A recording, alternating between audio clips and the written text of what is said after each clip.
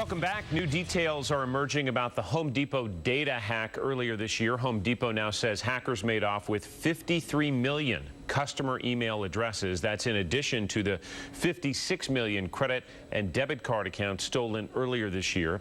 Home Depot is now warning about potential phishing scams involving those emails. And we welcome Dan Thompson from Claris Networks once again to talk about how we can keep our information safe. And Dan, just to put it in perspective, 53 million, we have 350 million people in the country. So this is a huge chunk of our populace that may be impacted by this. Yeah, it absolutely is. And an interesting data point with all this, Brian Krebs, which is the security researcher that released all this publicly to the web anyway, made sure to point out that at least initially it doesn't look like that the credit card numbers were paired with the email addresses, meaning that the hackers would know your email address and your credit card and could somehow pose that to you.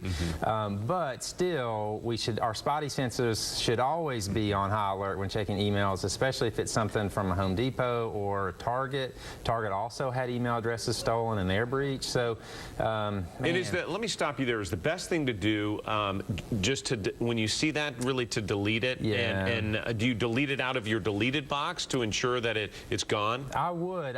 Yeah. I mean, once it's in your deleted box, unless you're spending a lot of time fiddling around in your deleted box, it should be good. But I mean, once you delete it, you might as well go ahead and clear that out. But yeah, essentially, I mean, you just can't trust emails from vendors like that anymore. And it's sad that we've gotten to that point. But email itself is basically not a trusted platform anymore, if it ever was. And so, yeah, if you get emails from any of those vendors, I mean, unless you know you signed up for it, like from a JCPenney's or someone who hasn't been compromised yet, then, you know, yeah, I mean, anytime those things come into my inbox, I delete them.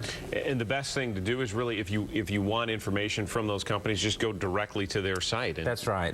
Almost all the time when they're doing like an email marketing campaign with like a special deal or a sale or some sign, generally those will also be represented somewhere on their website, or you can just tell them, hey, you know, from the subject line I saw I get 60% off, is that legitimate, without actually having to open the email, get a coupon or whatever. I mean, companies that are just using that as part of their marketing campaign, they'll eventually have to just stop because people don't use it anymore, don't trust it. Another thing we've got to keep our minds open to, especially entering the holiday season, is typically when you order something from an online store like Amazon, perhaps, you'll get that phishing email within a day or so that says, hey, here's your tracking number, and it's really not who it's purported to be. Yeah, that's exactly right. So you just have to be super, super careful, especially now during holiday season.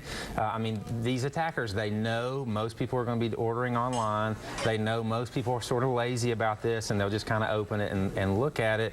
And that can be, frankly, all that you need to do is just open that email, and then depending on how secure your system is and how up-to-date it is, that could be all they needed, which is a scary proposition. It is. So best thing to do, delete and go and seek out that information on your own. That's right. That's exactly right. Dan, thanks very much. Appreciate it.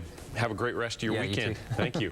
We're going to come back and have a discussion about the legal implications